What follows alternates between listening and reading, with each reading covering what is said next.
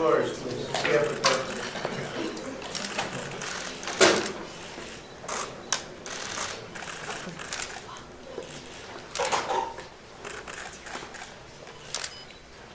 It's a great honor to be President of El Salvador. We've had a tremendous success because 2 weeks ago we signed a cooperation agreement, which is a big thing.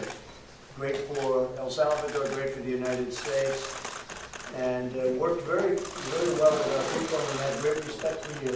And I really appreciate what you're doing. The President has done an incredible job with MS-13. He realizes what a threat they are, and they have been very tough. And we all appreciate that. And thank you very much for what you're doing. Please. Thank you, sir. Well, we're very happy to be here. It's an honor to be with the President of the United States and with his team. It's very impressed, and the whole team being here. And actually, for us, the United States is not only a partner and an ally, but also a friend. And we're going to show that friendship. That's one of the reasons we signed the agreement, because we want to show that friendship to our most important ally, which is the United States. And for us, it's very important. And looking forward, I mean, without being a little more than 100 days in office, but we look forward to be working with President Trump for the next 5 years. So I think that will be very good for us. You're going to say longer than that. Tell them a little bit longer. They'll love that. That'll be breaking news.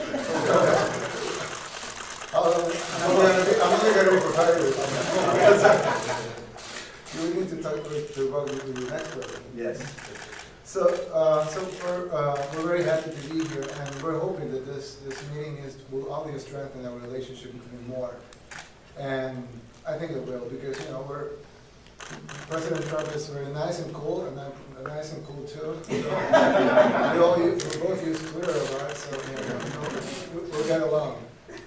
And we're very honored. Well, it's an honor. Thank you very much, and we're working together very well.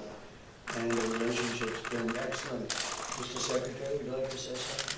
Thank you, Mr. President. Thank you, President Bukele. It's been a tremendous partnership for the first 100 days you had in office with all of your team, Minister Hill, Minister Rivas, your security minister. And I really see the advances that you're making on Indian forced migration as very productive for the region, and we'll be there alongside supporting you. Thank you.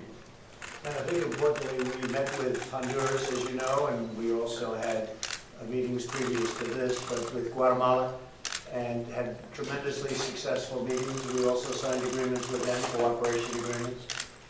Some people use different terms, but we use the word cooperation agreement, and at the highest strength, and yours also, and that's good for all of us. It's really good for all of us. Mexico has been fantastic on the border. Today we have 27,000 soldiers.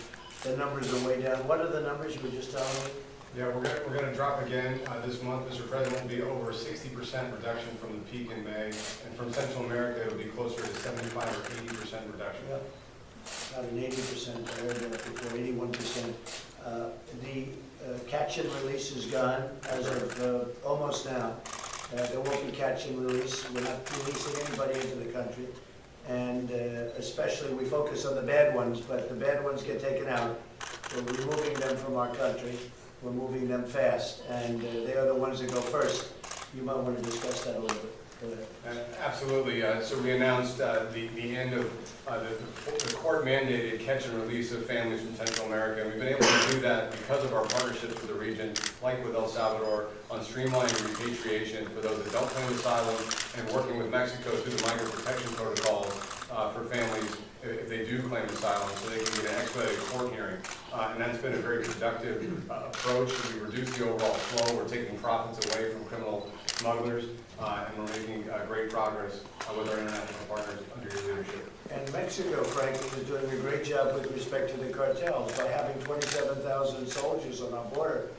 They're decimating a lot of the cartels that were just really coming in. There's so many people now. There's so many bodies and really strong, tough, hardened soldiers there that it's very hard for the cartels to break through. And a lot of bad word. If you have a cartel, it has not been a good situation for you. So Mexico really is doing themselves a big favor too. But the President of Mexico has been outstanding in working with all of us, really, I think.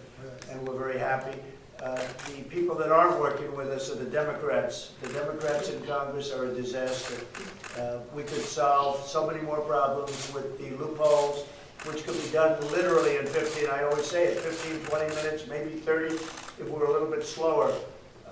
But we could solve the loophole problem in a short period of time.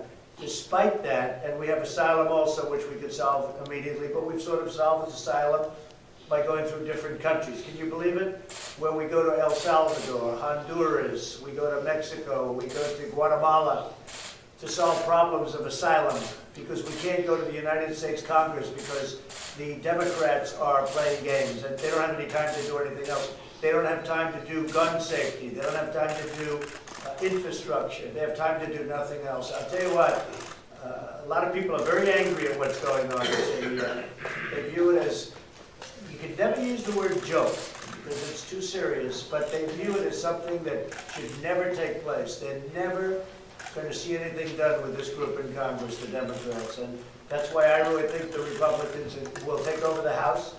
We might even increase in the Senate, and we'll keep the presidency, and we'll do something that, like this country has never seen before. But Nancy Pelosi has been taken over by the radical left.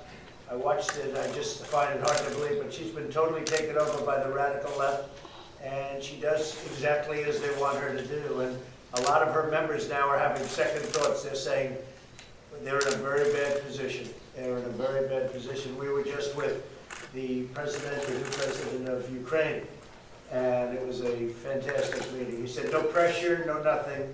It's all a hoax. I call it the hoax. And this is just a continuation of the witch hunt. And that's all faded, that's all gone. And they had to come up with something else. The same players, Adam Schiff, all the same players. And now Nancy Pelosi was forced into a position that she didn't want to be in. And unfortunately, she wasn't tough enough to stop it.